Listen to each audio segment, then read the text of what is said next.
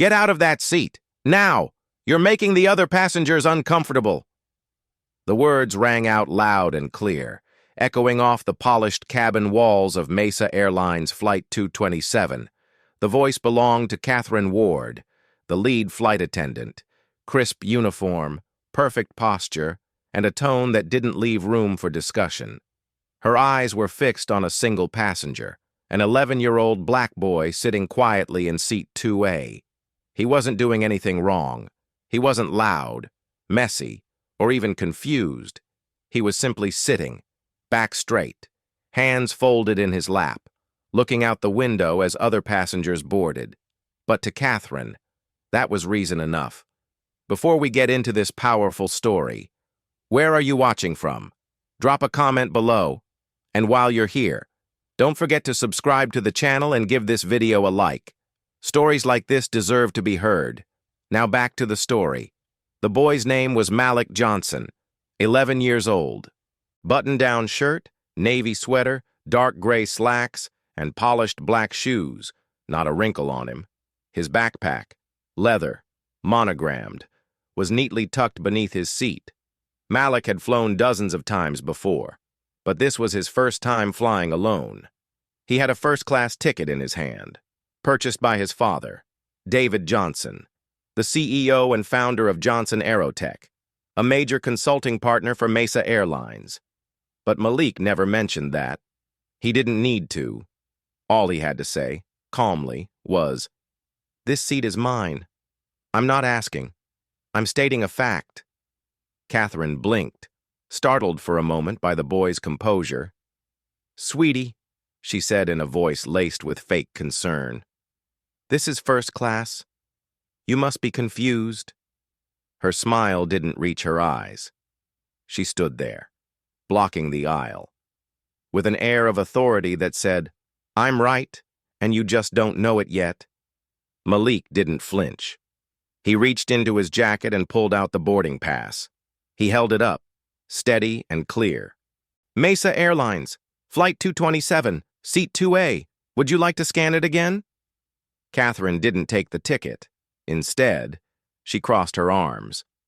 "Policy requires all minors to be seated in the front row if unaccompanied," she said, glancing at the seat as if Malik had somehow smuggled himself there. "We'll get you a seat back in economy. Just follow me." Malik's voice stayed even. "That's not what the check-in staff told us. My father called ahead and confirmed everything with Mesa's VIP desk. I'm allowed to sit here." Catherine's expression hardened. "Sir, I'm not going to argue with a child. Please gather your things." A few passengers nearby started watching. A middle-aged Latina woman in 2C, Mrs. Linda Perez, leaned over slightly and whispered, "Why are you removing him? He's not doing anything wrong." Catherine ignored her. Malik remained seated. Then came the call. Catherine tapped her earpiece. "We need a gate agent to first class. I have a child in the wrong seat, possibly wrong section altogether." Minutes later, a young ground staffer walked up the jet bridge. Her name tag read Tamika Jones, and she looked no older than 25.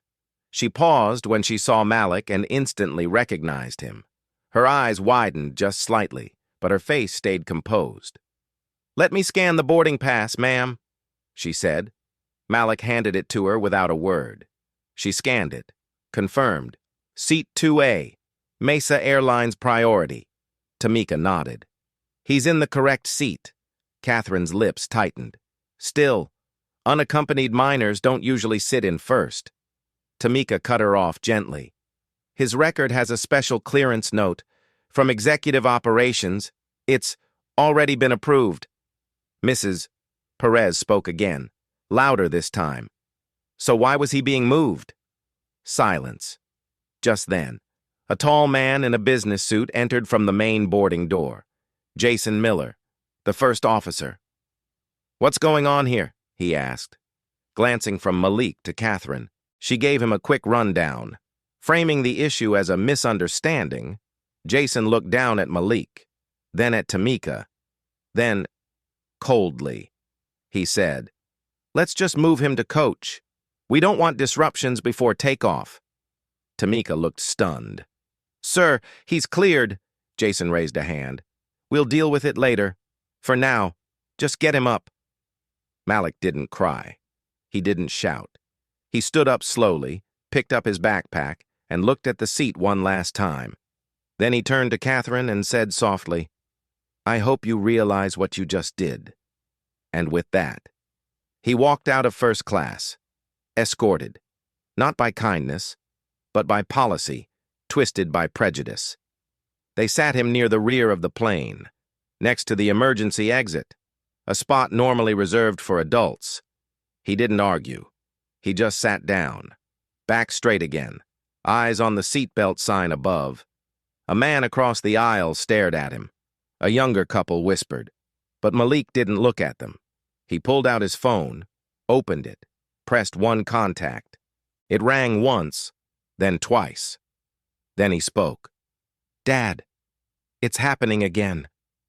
The hum of the aircraft was faint as Malik sat alone, tucked into a corner seat near the emergency exit, far from the luxury of seat 2A, far from the comfort his father had carefully arranged for him. The air around him felt heavier than before, like dignity had been drained from the cabin one drop at a time. But the boy didn't slouch. He didn't pout. He sat tall, back straight, hands folded neatly in his lap, just as he was taught. Across the aisle, passengers exchanged confused glances, unsure whether they had just witnessed a mistake or something much more deliberate. Tamika Jones, the young black ground staffer who had scanned Malik's boarding pass minutes earlier, lingered near the front galley, glancing back toward where Malik had been placed. Her brow furrowed as she tapped her tablet. Everything in the system checked out. Malik Johnson, first class, cleared, executive override on file. There was no reason for him to be moved, none that made sense on paper. She could feel it. That slow, sick pull in her gut. The kind you only get when something's not just wrong. It's unjust. She stepped back into the jet bridge and pulled out her phone. Her voice was low but firm. Yeah. Hi. This is Tamika at Gate 32. I think you need to alert VIP services. David Johnson's son just got pulled from first. Then she hung up. No panic, no drama, just truth. Relayed quietly. The same way Malik had carried himself, back inside the plane. Catherine stood in the aisle, smiling tightly as if nothing had happened. She bent to adjust a seatbelt in row 3, carefully ignoring the murmur of unease rising behind her. He'll be fine, she said to no one in particular. Children are resilient, but not everyone shared her view. In seat 2C, Mrs. Linda Perez, the Latina passenger who had spoken up earlier, sat with arms folded, her eyes narrowed in disbelief. That boy had a ticket, she whispered to the man beside her. A first-class ticket. I saw it. I don't care what they say. That wasn't policy. That was something else. Meanwhile, near the rear of the plane, Malik sat unmoving, but his thoughts weren't. They spun in quiet rhythm, sharp, steady, and all too familiar. This wasn't the first time. A year earlier, on a different airline, flying with his mother, a similar thing had happened. A suspicious glance, a whispered comment, a reassignment for safety. Back then, he had cried when they landed, but not this time. Now, he was 11, and he understood exactly what had happened. My dad said never raise my voice, he muttered softly to himself, staring at the call button above his seat. Raise the truth. At the front of the plane. First Officer Jason Miller was still standing near the cockpit, arms folded. His body language screamed disinterest. When Tamika returned briefly to speak with him, her tone professional, he didn't even look up from the manifest. We've got clearance to close the cabin, he said. Let's move this thing along. Sir, Tamika replied carefully. David Johnson is on the Mesa Airlines VIP list. He's also the external consultant for operations. If his son was reassigned inappropriately, Jason cut her off with a wave. Look, he's a kid. He'll get another seat. We're not delaying this flight over a seat assignment. Tamika didn't argue, but she didn't leave either. She stood still for a moment, letting her silence do the talking. Then she turned and walked away, straight toward the front desk. Meanwhile, Malik's phone buzzed quietly in his palm. One new message. On my way. Don't move. Just 5 words.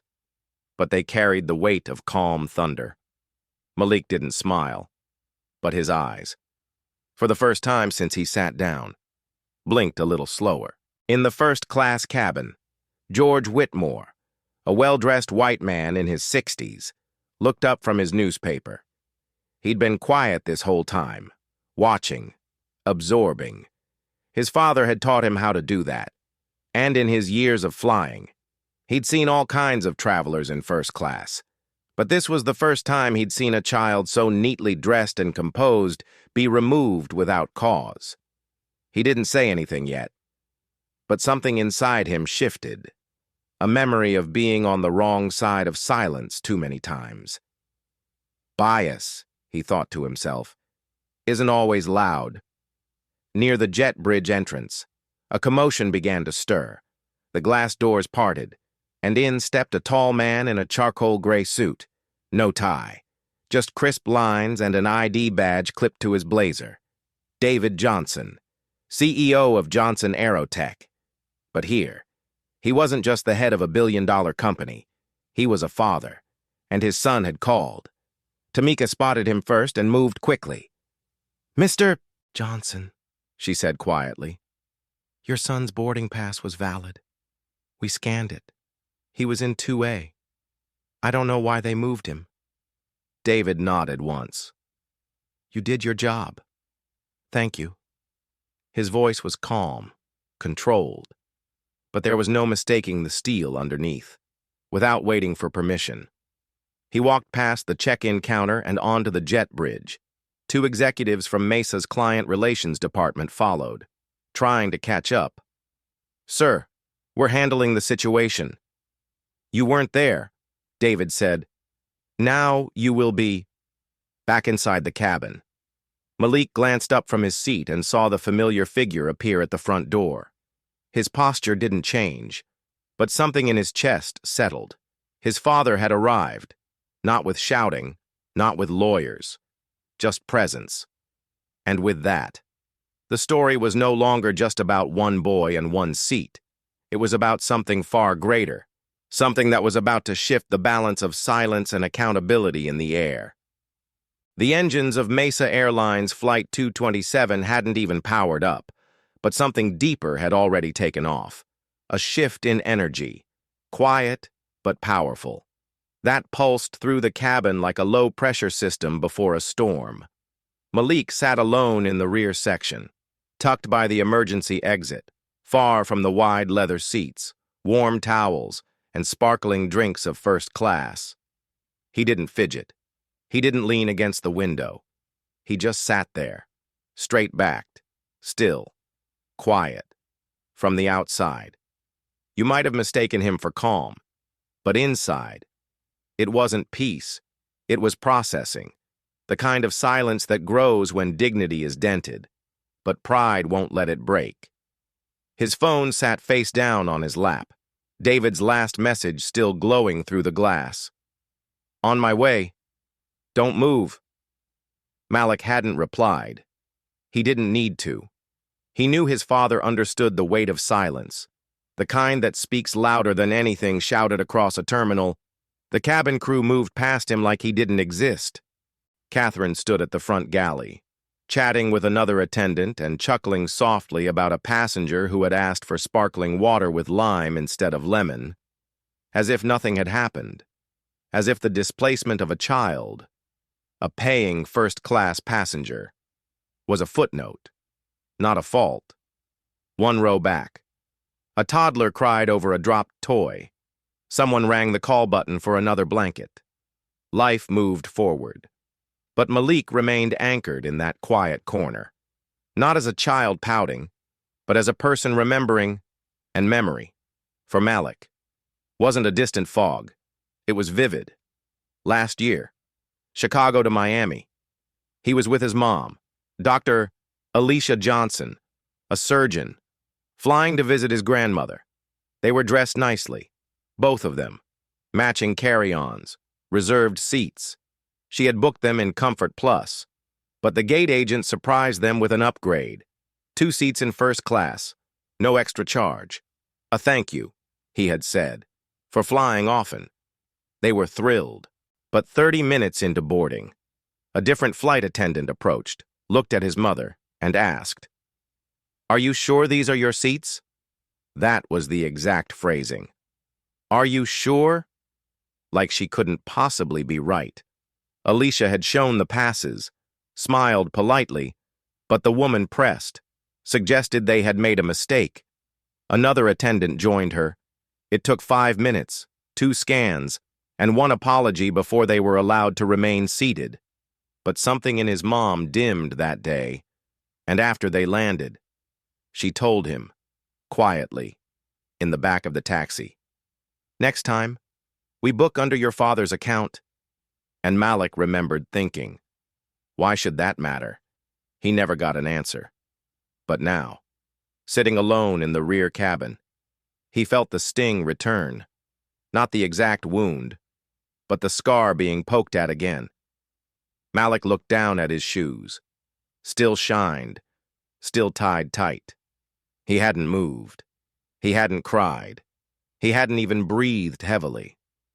But he was aware of the way people looked, the way the man across the aisle had watched him walk past, curious but unbothered, the way a teenage boy behind him had smirked, and most of all, the way Catherine's voice had sharpened the second she saw him in 2A. She hadn't asked for ID. She hadn't scanned anything herself. She just decided, and decided loudly, and no one had stopped her. Until now. Because down the jet bridge, steps were coming. 15 minutes had passed since that call. 15 minutes of quiet. 15 minutes of holding himself together not because he was told to, but because he chose to. And then, a presence shifted the gate. Passengers turned subtly. A few leaned into the aisle. Linda Perez, still seated in 2C, clutched her scarf a little tighter. George Whitmore looked up from his tablet.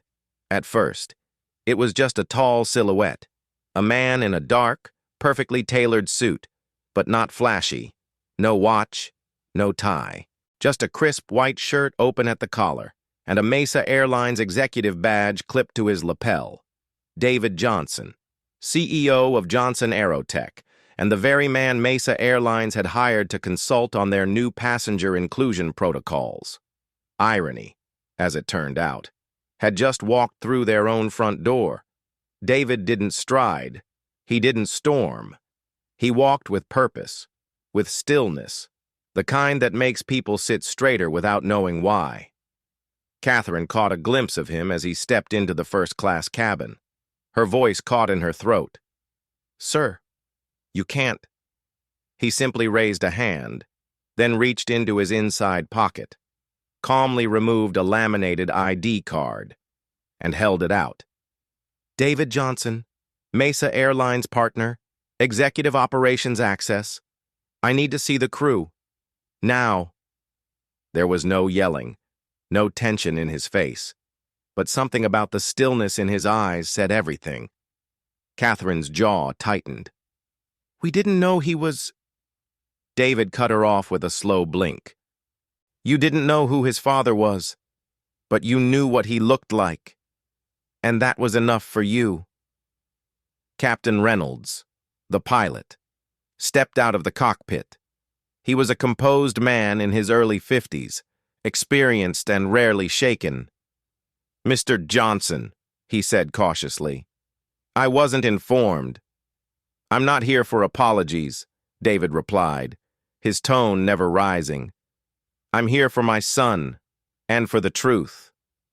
That was when Malik rose from his seat in the back. He didn't rush. He didn't make a scene. He simply picked up his backpack, walked the aisle in perfect silence, and stopped in front of his father. The two stood there for a moment, eye to eye. No words needed. Then Malik asked, clear as ever, "Are we fixing this?" David didn't answer right away. He turned to the flight crew, to the executives who had followed him on board, and then back to Catherine and Jason, whose silence now felt less professional and more exposed. Finally, David looked down at his son and said, calmly but firmly, "We're not just fixing it. We're resetting the standard." And with those words, the cabin wasn't just a cabin anymore. It became a courtroom, and justice was about to be served, quietly, thoroughly, and in full view of everyone who thought they could get away with mistaking skin tone for status. You could feel the tension shift the moment David Johnson stepped fully into the cabin. Not with noise, not with drama, but with that heavy, undeniable presence that only certain people carry. It wasn't just the suit or the executive badge clipped neatly to his lapel. It was how he moved, deliberate, composed, like a man who had no need to raise his voice to be heard. The few passengers who recognized him sat up straighter. Others just sensed something different, like the air had changed. Catherine Ward, who had just moments ago dismissed an 11-year-old boy from seat 2A, now stood near the galley, her smile flickering as if unsure whether to brace for defense or deflect with charm. "Sir, we weren't aware that Malik was," she began, her voice softer now, almost pleasant, but David didn't even glance at her. He turned instead to his son, who had just walked up the aisle from his temporary seat near the emergency exit. The two stood silently, father and son, just a few feet apart. Malik didn't cry, didn't complain. He looked up at his father with eyes that carried both pride and a quiet question. "Did I do okay? Did I handle this right?" David gave a slight nod, then placed a hand on Malik's shoulder. "You did what I taught you," he said calmly. "Now let's finish this the right way." Then he turned. "Captain Reynolds," he said, eyes now shifting to the pilot, who had just stepped out of the cockpit with the hesitation of a man not fully briefed, but fully aware that something had gone wrong. "I'm requesting a temporary hold on departure.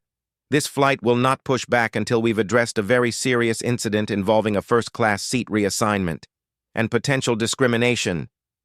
Captain Reynolds, a veteran with salt and pepper hair and the demeanor of someone used to controlling chaos, held his hands up slightly. "Mr. Johnson, I wasn't made aware of any issue until just now. If you'll allow me a moment." David raised a brow. "Your crew removed a child from a confirmed first-class seat. Not just any child. Mine. And not just any seat.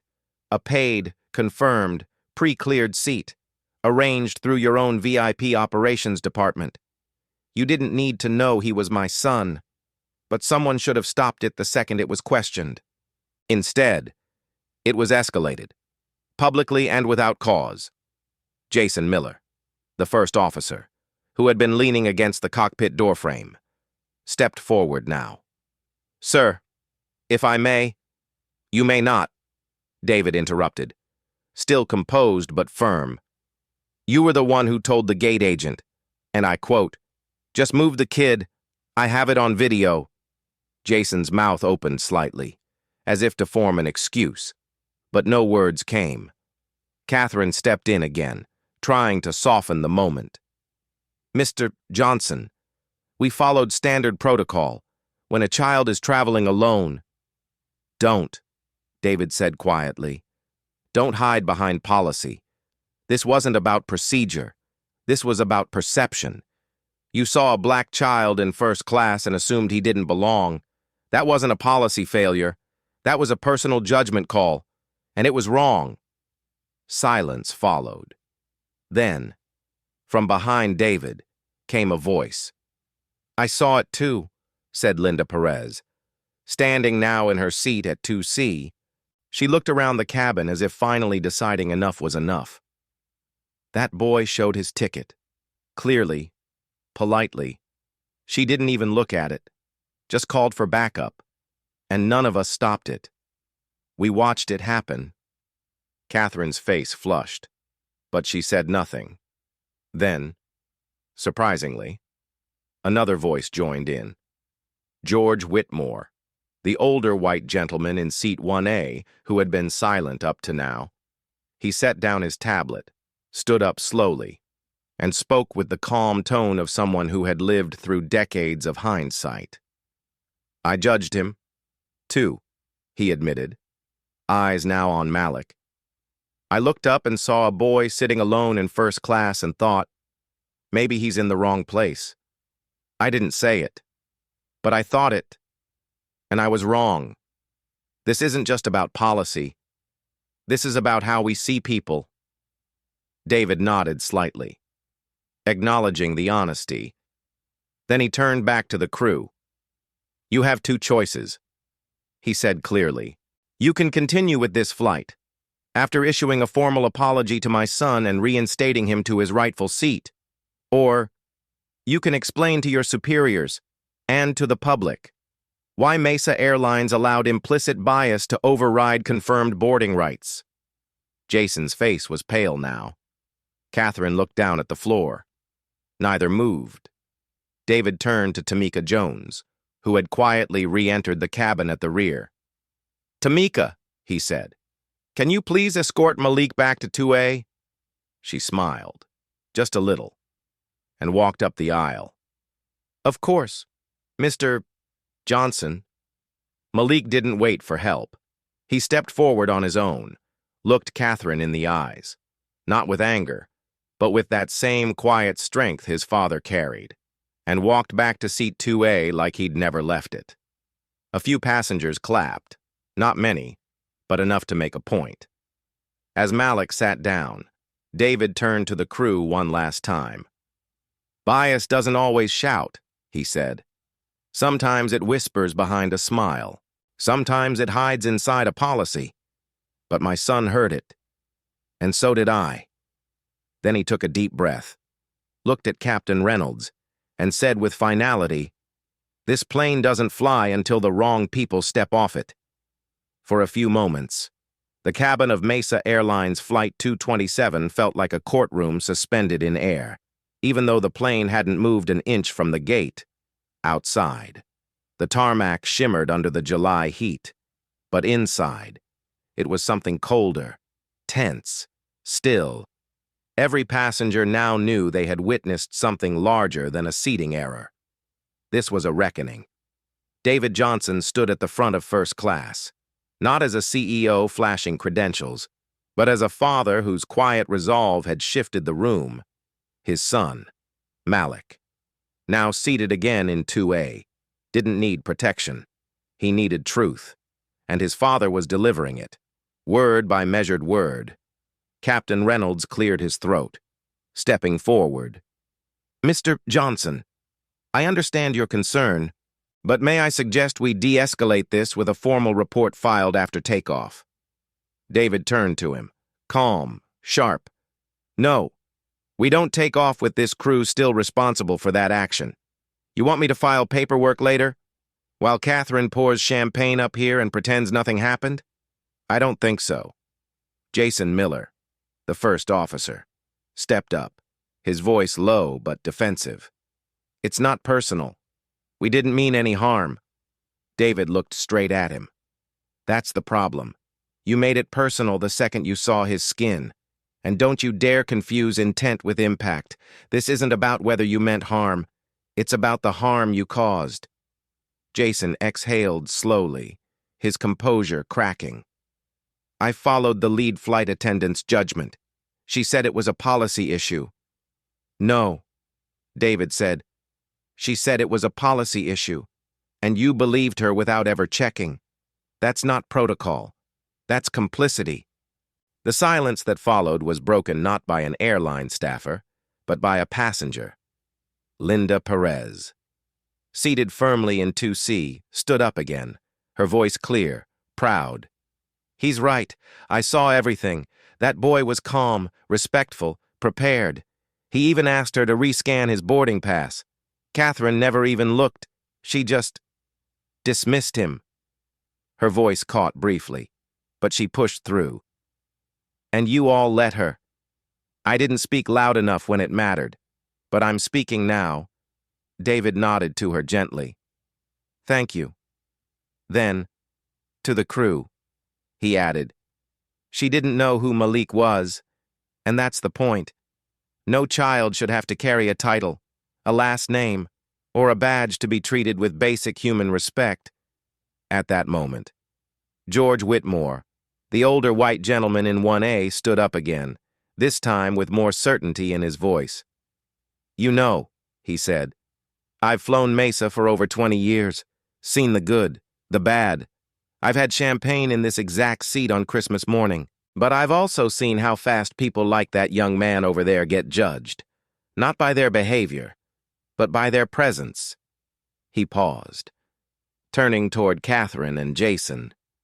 Today, I watched a child be stripped of dignity in front of a cabin full of adults who said nothing. And I said nothing. That's on me. He looked to David. I judged him too. And I was wrong. Thank you for reminding us. Catherine shifted uncomfortably. Her arms crossed. Look, I didn't mean to insult anyone. I've been in this job for 18 years. I trust my instincts. David's eyes narrowed. Instinct isn't an excuse for injustice. Experience should make you more cautious, not more careless. Jason stepped back, visibly shaken. Captain Reynolds exhaled slowly. What are you asking us to do, sir? David didn't hesitate. I'm asking Mesa Airlines to remove Catherine Ward and Jason Miller from this flight, effective immediately. They're not fit to fly. Not with my son. Not with any passenger who's been watching this unfold. He turned to the passengers. Is there anyone here who objects to this request? No one raised a hand. In fact, a few people nodded. The atmosphere had changed completely. No longer awkward silence. This was support. Quiet, but real. Tamika Jones stepped forward from the galley. We have 2 standby crew members at Gate 30. They can be on board in 10 minutes. Captain Reynolds paused, then gave a slow nod. Understood. I'll make the call. Catherine's face dropped. You're taking me off the flight? For what? A misunderstanding? David turned to her one last time. No, not a misunderstanding. A misjudgment. And one my son will remember for the rest of his life. He deserved better. And now, so will every passenger after him. As Catherine and Jason gathered their belongings and were escorted off the plane by another supervisor, there was no applause, no public shaming, just silence. The kind that falls when truth lands so hard it doesn't need to echo. Malik sat quietly, watching them go. He didn't smile. He didn't gloat. He simply whispered to himself, I'm not angry, but I remember everything. David walked over to his son, knelt slightly beside him, and asked, Do you want me to stay on board? Malik looked up and said, I'll be fine. Dad, go do what you need to do. David smiled. You already did what I raised you to do. Then he turned to the Mesa Airlines executives who had now entered the cabin after witnessing everything from the gate. This isn't just about my son, David told them. It's about every passenger you ever judged wrong. It's about trust, about silence, about whether Mesa Airlines wants to just operate planes or set a standard for the skies. They nodded, slowly, wordlessly. One of them made a note in his phone. Another whispered something into an earpiece. Meanwhile, Linda Perez reached across the aisle to hand Malik a small but folded piece of paper. On it, in elegant cursive, she had written, Thank you for standing tall, even when adults sat down. And behind her, George Whitmore added quietly, Dignity is contagious. Son, don't let the world take that from you. The plane remained grounded for just a few more minutes. But something much bigger had already taken flight. It didn't take long for the gate to reopen. Within minutes of Captain Reynolds's call, 2 new crew members, 1 flight attendant and 1 standby first officer, arrived at Gate 32. They were professional, focused, and quiet, aware that they were stepping into something far more delicate than a simple personnel swap. As Catherine Ward and Jason Miller were officially removed from the flight manifest, the cabin doors remained open, not because of delay, but because Mesa Airlines, whether they realized it or not, was rewriting a chapter in how it treated its passengers. And at the center of that shift sat an 11-year-old boy, hands folded, back straight, eyes calm, like always. Malik didn't gloat. He didn't smirk.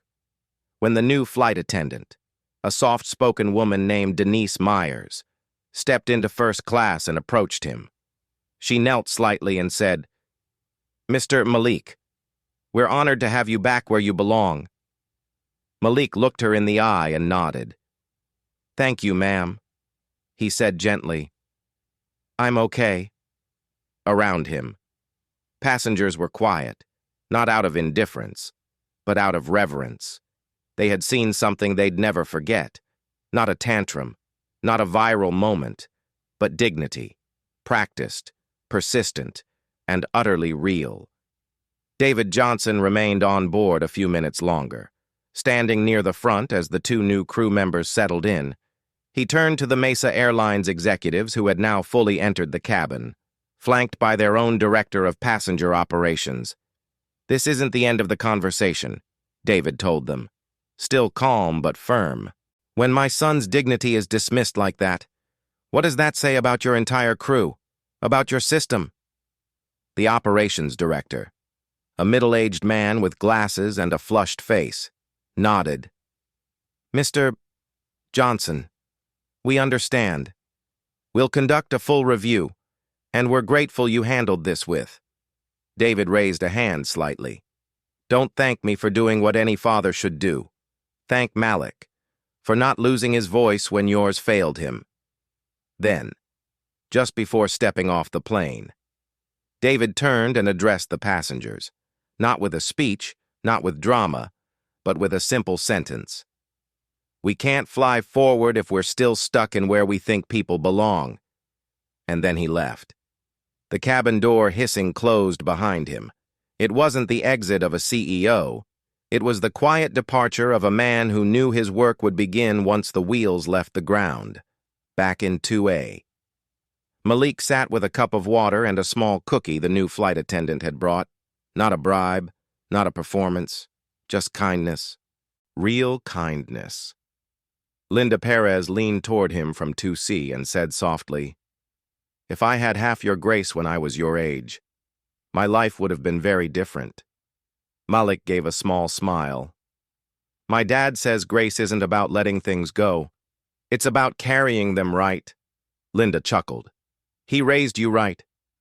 In row 1, George Whitmore sat with his hands folded, glancing occasionally back at Malik.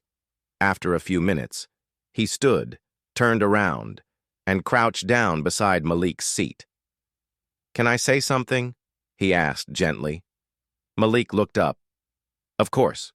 Sir." George cleared his throat. "When I first saw you sit down earlier, I made a judgment. Not because you did anything, just because that was wrong. And I want you to know. I see you now. Not as a kid, not as someone's son, but as a young man who reminded me what dignity looks like." Malik blinked once, then replied, "Thank you for telling me. Most people don't." George smiled. "I'll do better next time. That's a promise." As he returned to his seat, a quiet kind of warmth spread through the cabin. No applause, no social media outbursts, just human beings realizing they had more to learn, and someone just taught them. Up near the cockpit, Captain Reynolds finished reviewing the final checklist with his new first officer. His tone was steady again, but his eyes held a different kind of focus. He called back to the lead flight attendant. "Let's close the cabin. We're ready for departure." But before she sealed the door, the Mesa Airlines operations director made one last move.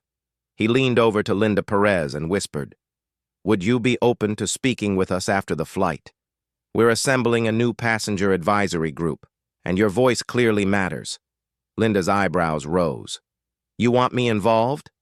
"You spoke up when it counted," he said. "That's more than most," Linda nodded. "I'll consider it, but only if you let Malik speak first." The man glanced at Malik, then smiled. "Deal." And that wasn't the only change. By the time David Johnson reached the VIP lounge, he had already sent an email to Mesa's board of directors, a formal request to review all crew bias protocols and training systems, with a proposal to pilot a new initiative focused on how flight crews identify, approach, and support underrepresented passengers. Attached was a name, the Malik Protocol. But Malik didn't know any of that yet. He simply looked out the window as the plane pulled away from the gate, thinking about how strange it felt to be so young, and yet already teaching grown adults what fairness should look like. Denise, the new flight attendant, returned to check on him once more. "Everything good, Mr. Malik?" He nodded. "Yes, thank you." She paused, then added gently, "If there's anything else you need, anything at all, you just let me know." Malik glanced around first class, then back at her.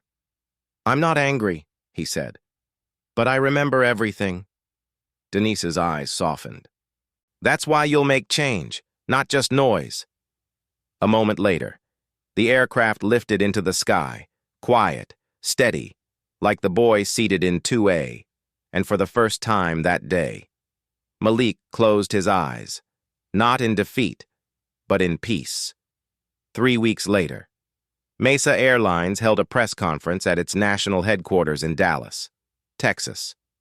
The backdrop was sleek, navy and silver banners, the company's insignia shining beneath soft studio lighting. But there was no distraction from what really mattered. At the center of the stage stood David Johnson, CEO of Johnson Aerotech and strategic consultant to Mesa's executive board. He didn't wear a suit that day, just a white button-down shirt, sleeves rolled to his elbows, and a calmness in his posture that said, "This isn't about show, it's about change." He stood behind the podium, adjusted the microphone, and began in that same even tone that had carried so much power weeks earlier. "Good afternoon," he said. Today, I'm proud to announce the launch of a company-wide initiative designed to ensure that what happened to my son, and to so many others in silence, will never happen again." A quiet rustle moved through the seated crowd of reporters, stakeholders, and Mesa employees. David paused for just a second, then continued. "We call it the Malik Protocol, named not because he's my son, but because he reminded us, all of us, what dignity looks like when it's tested, and what courage sounds like when it speaks softly but firmly." Behind him, a slide appeared on the screen. The Malik Protocol, a framework for dignity in every seat. Bullet points followed. Mandatory implicit bias training for all flight crew and gate staff. A new escalation review board including community passengers and youth representatives. Real-time reporting options for in-flight discrimination concerns. And a new flight boarding procedure where gate agents would re-announce the names of unaccompanied minors in first or business class. To confirm, protect, and empower them. No child would ever be asked again, "Are you sure you belong here?" without someone ready to answer. "Yes, absolutely. And we're watching." David stepped aside, and a smaller figure approached the podium, dressed neatly in a navy blue blazer and light gray pants, the same way he had flown that day. Malik Johnson, 11 years old, microphone adjusted just a little lower. He cleared his throat, no flash in his eyes, just calm, direct focus, and then he spoke, not too fast, not too slow. "My name is Malik," he said, "and I want to say one thing. Respect should never need a title to be given. I didn't want attention. I didn't want to be famous. I just wanted to sit where I belonged and be treated like I deserved to be there." His words landed like truth wrapped in innocence. "I was scared, but I didn't run. I didn't yell. I just called my dad, because that's what he taught me. When something's wrong, speak clearly and stand still." He paused. "I hope no other kid has to go through that. And if they do, I hope someone listens." The room didn't erupt in applause. It didn't need to. What filled the space was deeper. That quiet, throat-thickening recognition that you've just heard something real. After the press conference, dozens of media outlets picked up the story. But this time, it wasn't just about a boy being kicked from his seat. It was about what followed, about the silence that turned into structure, about the system that didn't just apologize, but transformed. Other airlines, quietly at first, then publicly, reached out to Mesa for partnership access to the Malik Protocol, Delta, JetBlue, even some regional carriers inside Mesa. The tone shifted almost overnight. Crew briefings included new language, passenger equity check. Training now included real-life playback of Malik's interaction, not as a shame moment, but as a learning model. And in flight after flight, something began to happen. More flight attendants making eye contact when greeting children. More gate agents pausing to explain things clearly. More unspoken moments where the system no longer just moved people, but saw them. And Catherine Ward? She never returned to the airline. After her termination, she sent a letter addressed not to Mesa's HR department, but directly to Malik. It read, in part, "I don't expect forgiveness, but I want you to know. You taught me more in 5 minutes than I had learned in 18 years of flying. I can't take back what I did, but I can promise that if I ever work with people again, I'll do it differently." Malik read it once, then folded it. He didn't respond, but he placed it in a folder his father had started for him. Not a scrapbook of trauma, but a timeline of transformation. Life returned to normal. Mostly.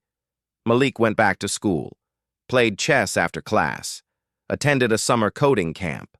But he was no longer just a quiet, smart kid who flew a lot. He was a symbol, not because he wanted to be, but because the world needed one, and he carried that lightly. He never wore it on his sleeve, only in how he carried himself. A little taller, a little slower to speak, a little quicker to listen. One morning, 2 months after the flight, Malik and his father boarded a different Mesa Airlines flight, this time from Atlanta to Denver. They walked through the gate quietly. No press, no announcement, just another father and son on a trip. But something was different as they stepped into first class. The flight attendant looked at Malik and said, without hesitation, "Welcome back, Mr. Johnson. 2A is ready for you." Malik smiled, then replied, "Thank you, but you can just call me Malik." They sat down. No fanfare, no flashbulbs, just peace. David looked over and asked, "You good?" Malik nodded. "Yeah, I don't need a big seat. I just need a fair one." David smiled. "That's the legacy." And as the aircraft lifted from the ground, carrying them forward, so too did something else, a new standard in the sky. Thank you for watching. If this story moved you, share it, not just to spread awareness, but to remind others that quiet dignity can change everything. Don't forget to like, subscribe. Until next time, stay kind, stay just, and never underestimate the power of standing your ground with grace.